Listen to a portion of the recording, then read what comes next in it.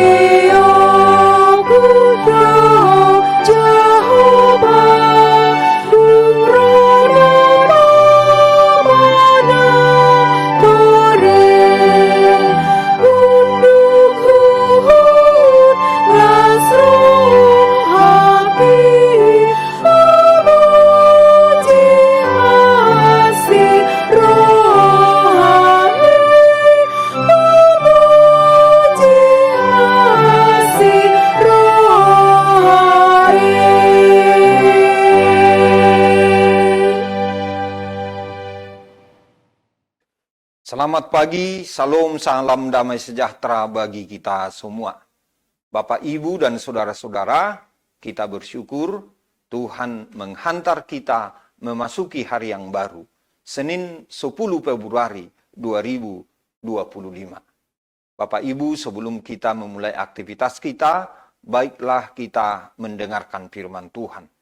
Dan untuk itu, marilah kita berdoa. Terima kasih Tuhan atas penyertaan-Mu bagi kami hingga pada pagi hari ini.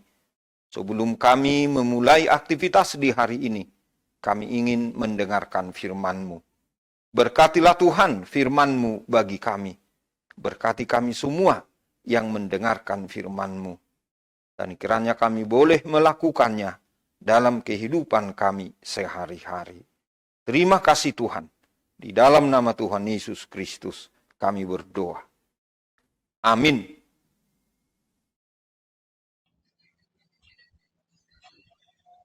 Ayat harian kita hari ini, Senin 10 Februari 2025, diambil dari Yohanes 1 ayat 3-4. Segala sesuatu dijadikan oleh Dia, dan tanpa Dia tidak ada sesuatu pun yang telah jadi dari segala yang telah dijadikan. Dalam Dia ada hidup, dan hidup itu adalah terang manusia. Demikian firman Tuhan.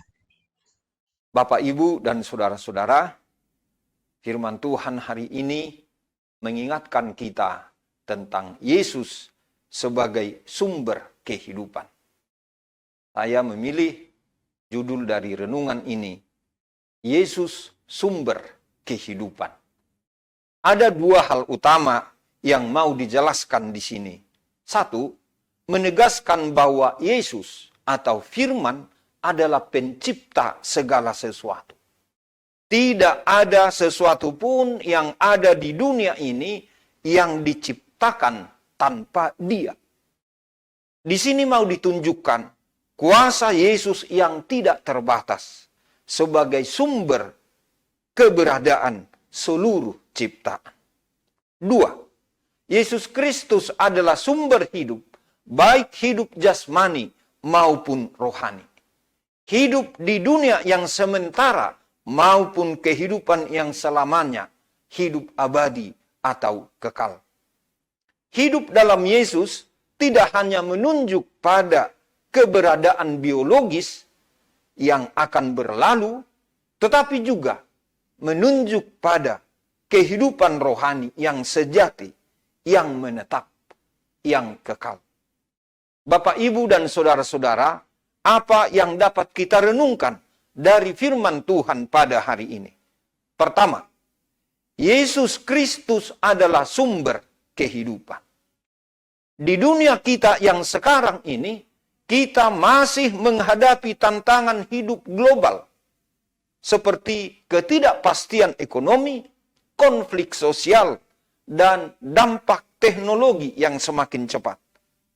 Semuanya ini membuat banyak orang merasa kehilangan arah, merasa kehilangan tujuan, dan tanpa harapan hidup. Firman Tuhan hari ini mengingatkan kita bahwa Yesus Kristus adalah sumber kehidupan sejati. Apa yang harus kita lakukan? Mengawali setiap hari dengan doa, firman Tuhan, dan komitmen untuk hidup dalam kebenarannya. Saat muncul kekhawatiran akan masa depan, agar kita tetap percaya bahwa Tuhan yang menciptakan segalanya juga berkuasa untuk memelihara dan menuntun kehidupan kita. Dengan kata lain, agar kita menjadikan Yesus sebagai pusat kehidupan kita. Kedua, Yesus Kristus adalah terang bagi dunia yang gelap. Kita menyadari bahwa dunia yang kita diami saat ini masih dipenuhi dengan kegelapan. Seperti berita-berita buruk atau berita-berita hoax. Keputusasaan.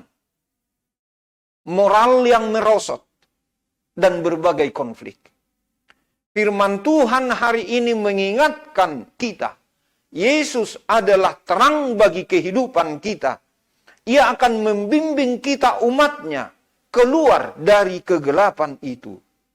Tugas kita adalah menjadi terang di lingkungan kita masing-masing, menyatakan tindakan kasih dalam bentuk sederhana, seperti membantu tetangga yang membutuhkan, berbagi kebenaran firman Tuhan, menjadi penyejuk dalam konflik. Kita tidak boleh menjauh dari Kristus Yesus karena tantangan hidup, karena individualisme, karena teknologi yang memengaruhi semua aspek kehidupan kita. Justru sebaliknya, kita didorong agar memakai teknologi untuk menyuburkan kasih, juga membawa terang dari Tuhan untuk meredam kebencian dan kepalsuan. Yang ketiga, Bapak, Ibu, dan saudara-saudara, menjadikan hidup kita memuliakan Tuhan. Hidup untuk memuliakan Tuhan. Di sini kita perlu menyadari bahwa segala sesuatu yang kita miliki berasal dari Tuhan.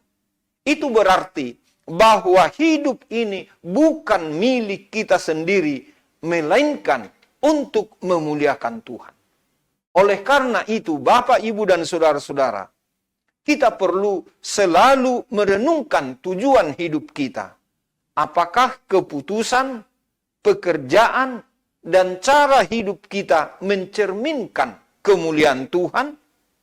Inilah saatnya kita melibatkan diri dalam pelayanan di gereja, dalam persekutuan hidup di komunitas kita, sehingga kita menjadi saluran berkat kasih Allah bagi orang lain dan sesama kita.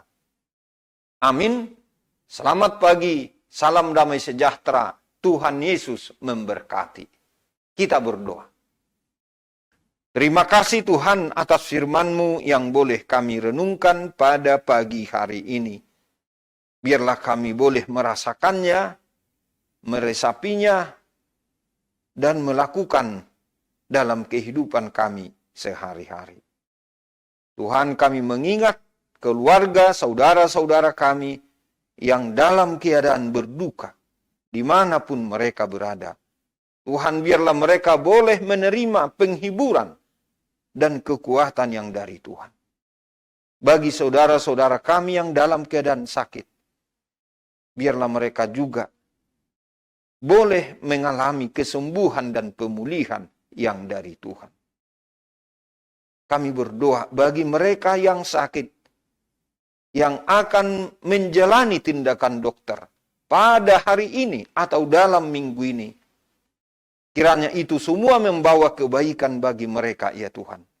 Berkati seluruh keluarga yang mendampingi atau menjaga mereka selama ini.